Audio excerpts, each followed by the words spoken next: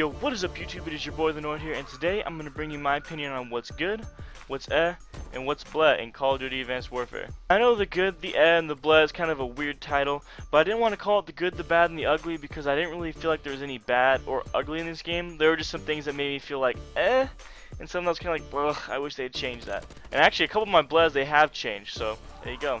I already tried to make this video once, and when I was going back and editing the face cam, it came out to about 25 minutes of runtime, so I'm going to try to be to the point and definitely not let that happen, so let's get right into it. Running through our list of goods really quick, we have the player customization, we have the maps, supply drops, the customizable score streaks, the fact that it feels like there really is something for everyone in this game, the campaign, and the gun balance. I'm going to talk about gun balance and campaign last because even though they did have good components, we also had components, so they kind of tie into our section as well. Moving right along into player customization, there is a ton of customization you can do in this game. You can customize pretty much every single thing about your outfit, down to like the undershirt that goes under the armor you wear. The emblem creator is back, which is pretty cool. And with the guns you get out of supply drops, you can even choose which style of what certain weapon you want to use. Supply drops are pretty cool fast in this game because they give you access to unique weapons and gear that you couldn't get otherwise. But unfortunately, as you guys just saw there, they do tend to give you shit you don't really want. There might be a lot of Destiny's Ingrams in the way that you usually either get clothes or guns that you never really use. So although that's a bummer, it's still pretty cool fast of the game. Moving on to the maps, there's not too much to say besides the fact that I think these are all really fucking cool maps and they're all fun to play in their own right. That being said, I do have favorites and I do have ones that I dislike, but not because of like how the map's designed, but just because of the fact that I can't seem to get on any streak whenever I'm playing them. My top three favorites would have to be Retreat, Ascend, and Instinct. Those are the three maps that I feel like I can just get on streaks on the easiest. And Instinct obviously has that little building in the middle to where you can kind of flip around and look at every spawn point, which is nice if you're trying to feed. But the two maps I dislike the most are Solar and Defender.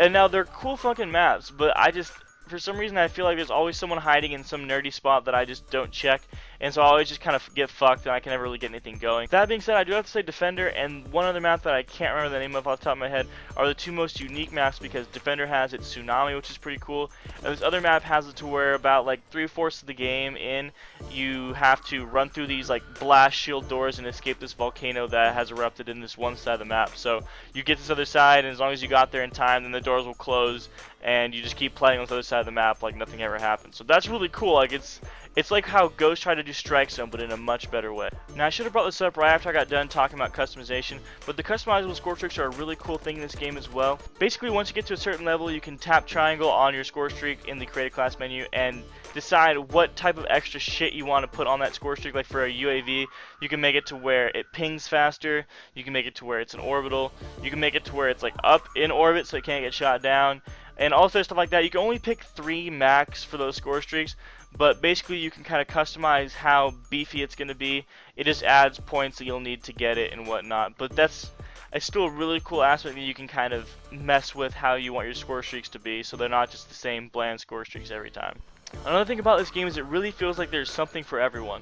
You have the Exo-Survival mode, which is a lot like MW3 Survival, but at the end of around 10 hours of grind time is what I've heard, there is a map that has an 11th round that's zombies, so that's kind of cool too. It gives you something to kind of work for. The ranked league play is a lot of fun as well. It feels really competitive. It feels a lot like Ghost whenever you jump in, like the clan v clan, because when you jump in, you just jump into a straight lobby. It's not like it has its own menu, but the games are still ultra competitive. They feel really fun. The game modes are a lot of fun right now, and at the end it actually tells you, it gives you a progression on where you're going into, like for your next league, like what rank you are right now, and it'll tell you whether or not you like won a game against a team like you weren't supposed to win against, like whether you're an underdog or not. So that's pretty cool. All in all, like that league play stuff is a lot of fun. Now let's get to the gun balance and the campaign itself. Now before I talk about gun balance, it does feel like the majority of the maps are AR oriented. There are a lot of long distance engagements and not too many close quarters areas, but the submachine guns like the KF5 and the last one you'll lock, I don't remember the name off the top of my head, they do make up for that. They do feel like they can hang with the AR. But that's just me personally. Other than the scope of the map, I feel like all the ARs are very well balanced.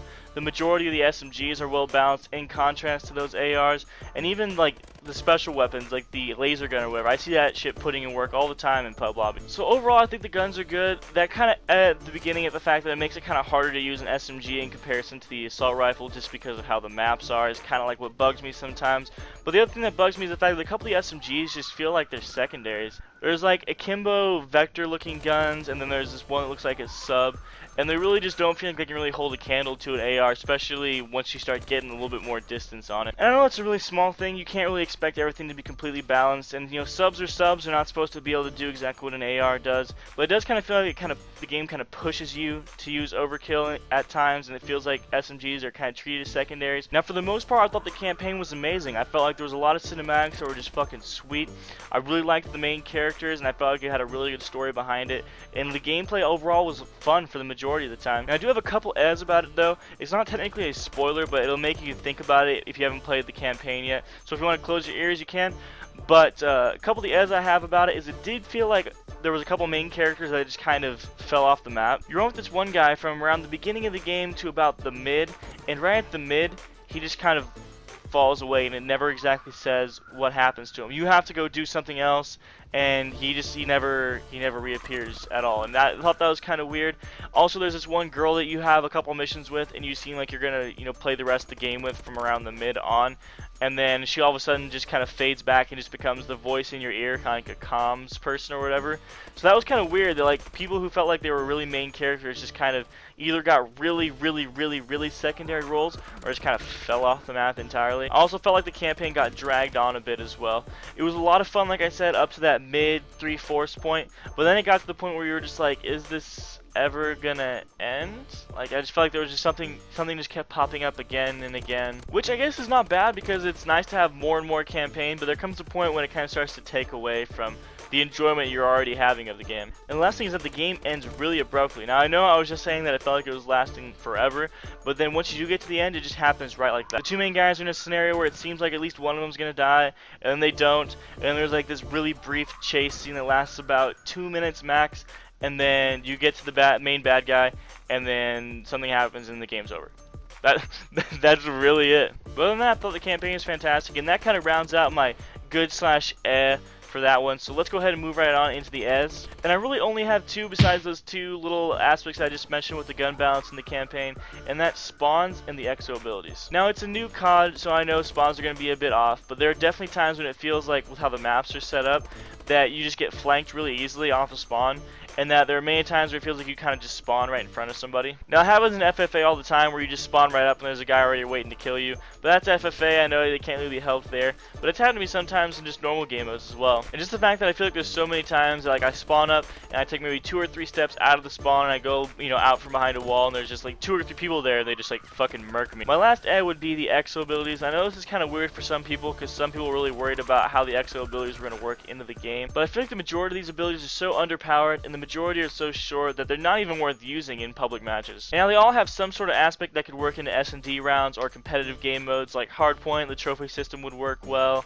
The cloak would work nice in S&D if you're trying to like plant the bomb without anyone seeing you, etc, etc. Like there's ways that they could be used in those types of game modes, but just if you're just playing, like while they're fun to use and they're kind of cool at first, they don't really provide you with much usefulness besides maybe the Exo Shield, the Exo Overclock, and the Dead Silence one if you think there's people on the other team that are kind of sound whoring. Other than that, they really feel underpowered. Not that you could really make them better, because if you made them better, if you made them last longer, especially with like how the overcharge perk works, if you made them last longer, if you made them do extra shit, then they would be overpowered. So I know you can't change them, you gotta leave them how they are, but I do feel like they're more just kind of cool things to work with at first and to play around with. But if you're trying to actually use shit that's useful, I feel like they kind of there's only a couple that are really worth a shit. And that's it for the Ehhs, but before I talk about the Blehhs, I do want you guys to know that 2 of them have already been fixed in a recent update, but I do kind of want to talk about what they were because they were bothering the fucking shit out of me, but you know, Sledgehammer came back and they fixed that shit.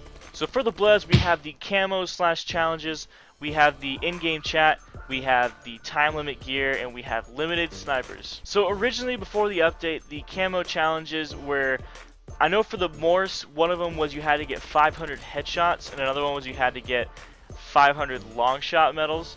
And that in and of itself, I mean, it's hard as fuck to get that shit, but you could after a long time of grind. But what made that so much worse is like once you prestige, all your like progress toward the camo unlocks, all your progress with any of the challenges was reset back to 0. So it felt like there was no real way for you to get to 500 and still prestige and still continue on with your guys' progression. You keep the camos you unlocked, but all the rest of them you have to rework all that progress. But Sledgehammer did fix it. Now I know for the Moors it's like about 80 headshots is like the farthest headshot one.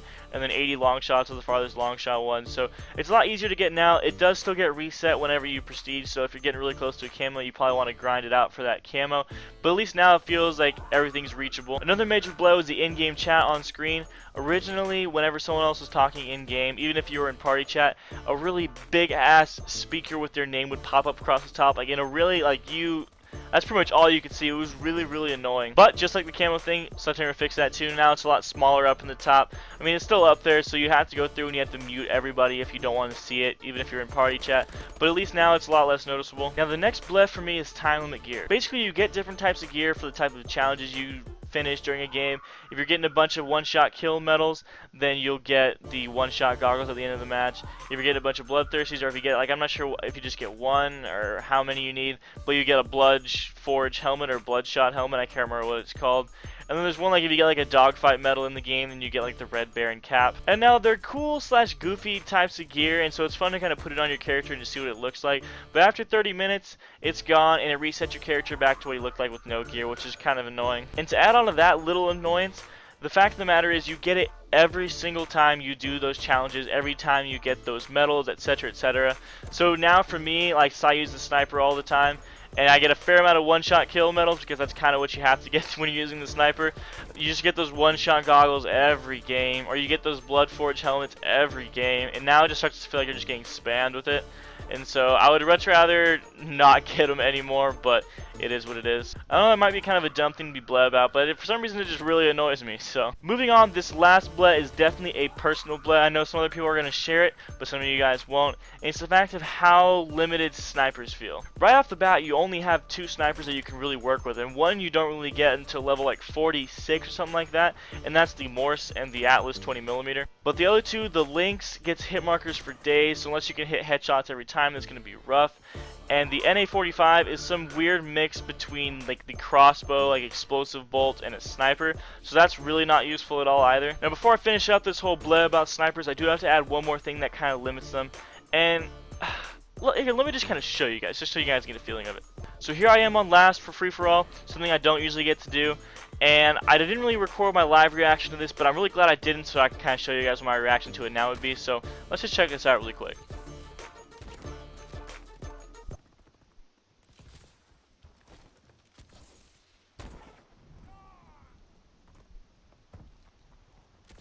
Now I know the shot wasn't the craziest thing you've ever seen, and I know the guy was fairly close, but it's still a hit marker, and I get hit markers all the time, especially with the Morse. You don't really get them with the Atlas 20mm, but with the Morse and the Lynx you get them all the time. I know there's a couple ways to fix that. One would be obviously to shoot higher all the time, or attempt to shoot higher and just get headshots every time, but that's not necessarily practical and you can't count on that all the time. The other way is that there is an upgraded version of the Morse and an upgraded version of the Lynx you can get in a supply drop. The new Lynx has about +2 damage, so you get a little bit less hit markers, and the Morse has +1 damage, so you get a lot less hit markers from what I've heard. So I definitely want to get those, but as you guys saw from my supply drop segment that I just did a little while back, it can be pretty difficult to get what you want out of those supply drops or get anything worth a shit at all. I'm going to still grind for it, and hopefully I can get it and kind of start remedying some of these hit marker problems, but until then, it is what it is. It's just kind of annoying right now. It also feels like they don't really have a damage multiplier as you get closer with the Morse. I feel like there have been plenty of times that I've pretty much barrel stuffed somebody and gotten a hit marker, and I find that kind of ridiculous, but you know, it is what it is. I still really enjoy the game, and I still really enjoy sniping, so it is something that's kind of bleh for me. So that's it, guys. I hope you enjoy. I hope this video was sort of helpful, and I hope that I made it a lot faster than I did when I first filmed it. Still working on my mini. Hopefully it'll be done by around midway next weekend by the latest. But anyway, guys, drop a like if you enjoy. Be sure to comment. I will comment back for sure. Subscribe if you feel like it, guys, and I'm out of here.